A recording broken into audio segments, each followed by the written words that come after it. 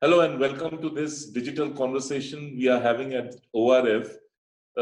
Today we are going to talk about India-China relations in the context of 70 years. We have just completed 70 years of bilateral relations. These 7 decades have been tumultuous at times, they have been peaceful at times, they have been contentious at times.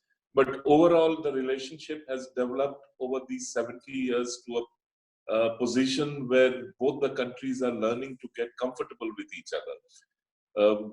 As it has been explained, that this is a relationship which is based on competition and cooperation. But then came, we used to talk about the Wuhan spirit. Prime Minister Narendra Modi and President Xi Jinping, they had a meeting at Wuhan. And after that, we talked about the Wuhan spirit and how it would impact India-China relations. But I am sure nobody is going to talk about the Wuhan spirit, at least in the foreseeable future. The point is whether India's perspective on China, whether India's policy on China will see a shift, even if it's a gradual shift, after the COVID pandemic is over and things settle down and the world dips back to normalcy. Or will it be just business as usual and the world will forget, so will India forget about what happened in these days? I have with me my colleague Dhruva Jaishankar. He's director of the ORF's US initiative based in Washington, DC. And I have with me my friend Tanvi Madan, who's a senior fellow at Brookings Institution, also based in Washington, DC. And she has just published her book, Faithful Triangle, How China Shaped India-US Relations During the Cold War. Dhruva, let's begin with you. How do you look at India-China relations playing out in the immediate future, whether there will be some shifting of gears or will it just continue as it is? Thank you for the question. Thank you for this opportunity. I fall into a school of thought, at least, that doesn't believe that there was a radical shift with the Wuhan meetings in India-China relations. That while there was an attempt to stabilize, particularly the rhetoric and the optics of the relationship, that the larger competitive dynamics that exist between India and China have actually, if anything, accelerated over the past few years. Certainly since after 2008, 2010, I think we did see some period of cooperation in the early part of that decade with the BRICS summit in 2009-10, the evolution of various institutions that India and China cooperated on. But largely on the main areas that matter from India's perspective, that is the boundary dispute, global governance issues, regional security, including in the context of the Belt and Road Initiative, and economics and trade, we've seen a more competitive, competitive atmosphere define the India-China relationship. Wuhan was certainly an attempt to stabilize that. And I think there does seem to be interest on both sides to continue, again, that level of superficial cooperation. But the undercurrents haven't changed. And in fact, the coronavirus may exacerbate some of those issues, particularly the economic issues, which was seen as one area where there were some attempts being made, say on pharmaceuticals and agricultural products, to try and bridge the trade deficit between India and China. Now I think we're going to see more economic nationalism in both countries that will make it harder to use the economic dimensions of the relationship to stabilize the overall relationship. Tanvi, your opening comments? So I'm like Dhruva. I'm in the same school of, Wuhan was more about changing tone and temperature rather than substance, and nothing fundamental has changed about the China-India dynamic. No fundamental problems have been solved. I do think what this is going to do is, where I've stood on China-India relations is that they have these elements of cooperation, elements of competition, and elements of potentially conflict, the good, bad, ugly in the relationship. But it is largely a competitive relationship. And I think what this is going to do, to me, moments like this to corrupt something Michelle Obama said about the American presidency, these kind of moments, and at least in India's case, this is not going to necessarily change somebody's view, but it's going to reveal or reinforce existing beliefs. So I think in government, for example, you're going to have, nobody's going to, they're going to try to kind of keep this relationship stable, not least because India is going to need to import necessary and essential equipment from China. And you don't want any kind of flare-ups while you're dealing with this challenge at home. But over time, this is going to reinforce the belief that it is hard to trust China as well, that its lack of transparency can have an impact on your interests. It is going to reinforce something that the government was already considering, which is in the Indian industry, pharmaceutical industry, too dependent on importing APIs, advanced pharmaceutical ingredients from China. It is also, I think, going to, not just in India, but in a number of other countries, lead to this question, or if not already, add fuel to it, which is what are considered critical supplies in these kind of situations, and what needs to be produced at home, or at least what supplies need to be, the import of what supplies need to be diversified enough so that you're not put again in this situation when you're so dependent on one country, which even if it, for example, even before China was suggesting that it might use its supply lines, just that there was a disruption because of this pandemic there that was affecting India's interests in ways that India could not control. And so I think this is going to bring up a broader set, I think, for people who were already thinking that this is a competitive relationship that had more concerns about China. This is going to reinforce those beliefs. I think the people in India who do think that you should be looking at cooperation, they will continue that. To me, there is going to be this interesting kind of the interesting set of people on the street, so to speak, which is the people who didn't necessarily have a view on China. So whenever you poll in India, outside government, there are these people, there are people who have a negative view, people who have a positive view, but then there's a lot of still I don't knows. And I suspect that I don't know group will decrease in size, and a lot of them will move towards the more negative view of China, which will let me get Dhruva in over here. Dhruva, there is a lot of popular anger as of now in India. Mm-hmm. The Indian street is angry with China, about Mm-hmm. China, and they really feel that China has let down the world, and the world really should not be so dependent on China. Tanvi mentioned APIs. I mean, for bulk drugs production, I mean, we are all dependent on Chinese supply lines. Yes. For health equipment, we are dependent on Chinese production and Chinese supplies. So I come back to where I began. Will the world rethink China? And if the world rethinks China, will India be forced to rethink China? Because it also offers India an opportunity to set up alternative supply lines from India or out of India. Yes. So I think that opportunity has been there for some time. Again, what the coronavirus crisis might do is accelerate or exacerbate existing trends.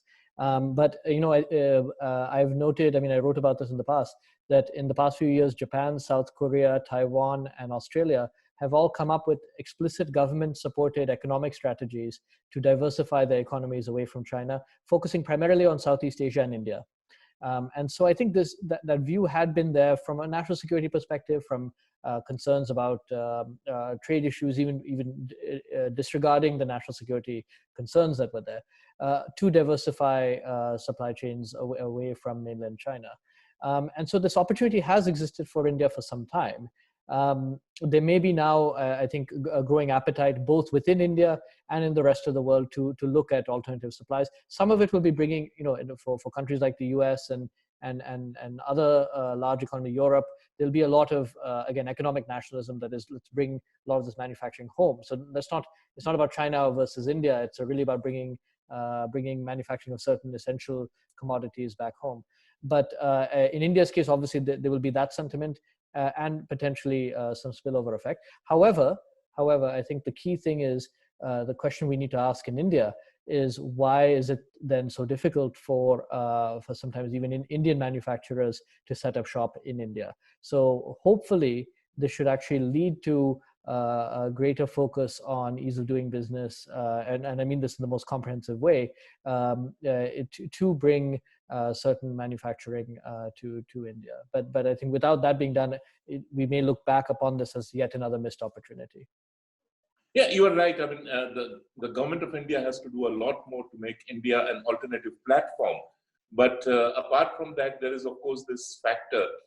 I think the world has got addicted to cut price products, cut price Chinese supplies, which I don't think any democracy will be able to sustain if you were making those products from your bases because of a variety of reasons.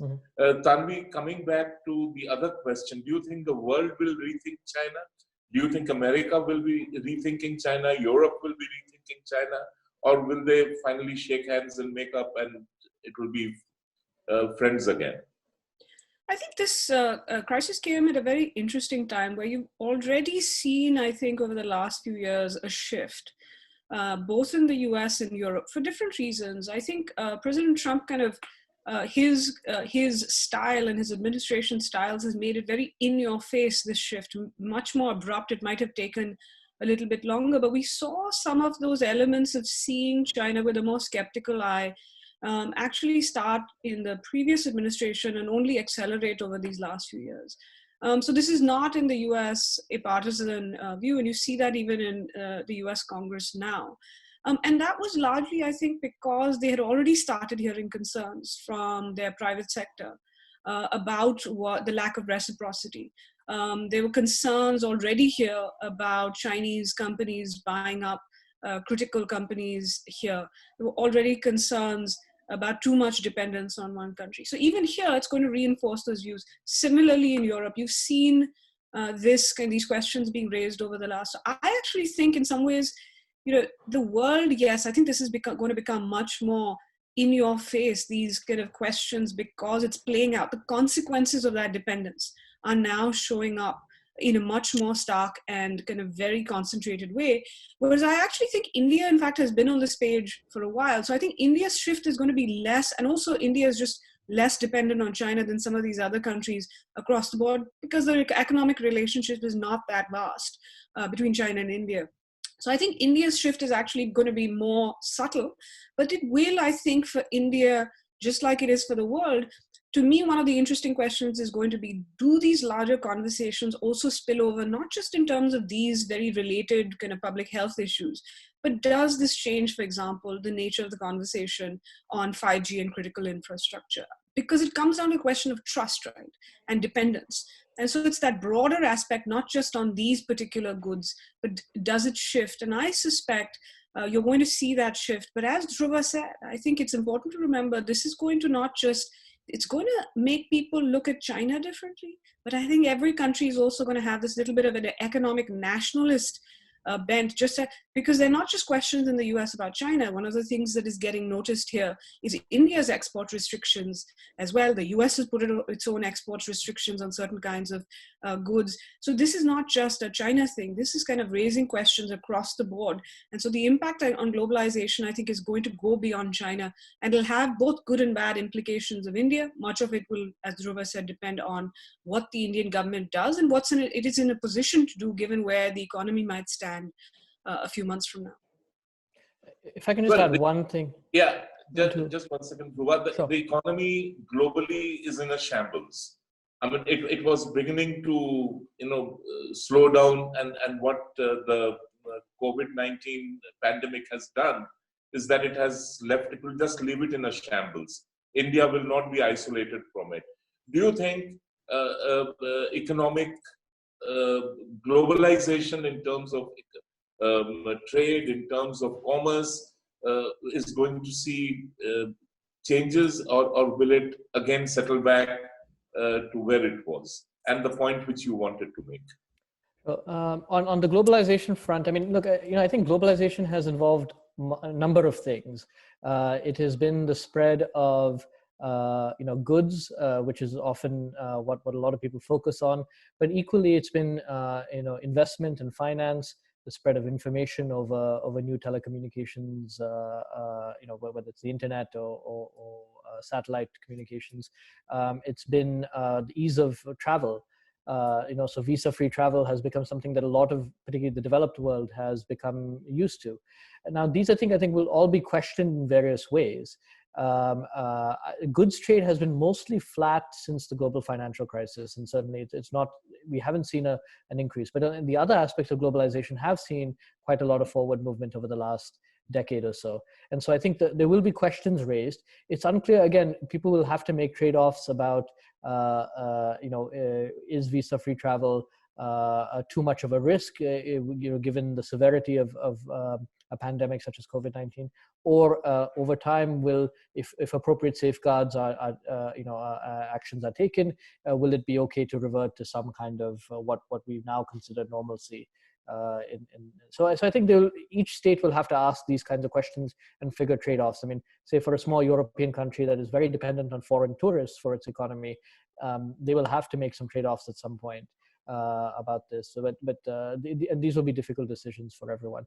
The one thing I would add to Tanvi is I think another area that has really opened up, the conversation has opened up, is on the institutional leadership of China and other countries in international institutions, and the Chinese role in the WHO has brought this to the fore. But previously we'd seen some of this in terms of other international institutions. The US, which had earlier been a champion, is in this very strange position right now, where in many ways it is the Trump administration has very, very little time for a lot of these institutions, isn't investing very much in them, is often saying that these need to be changed, or we're going to hold back our funds and hold back our role.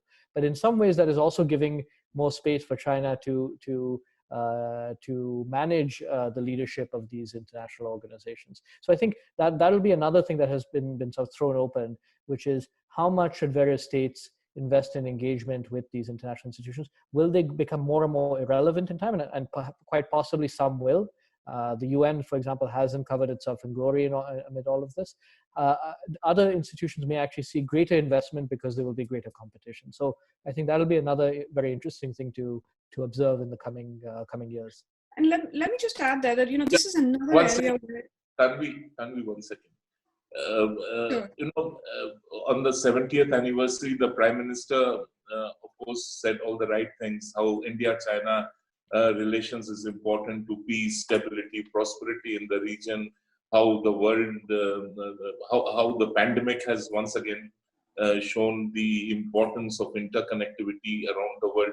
But these are words which have to be said. We are running out of time.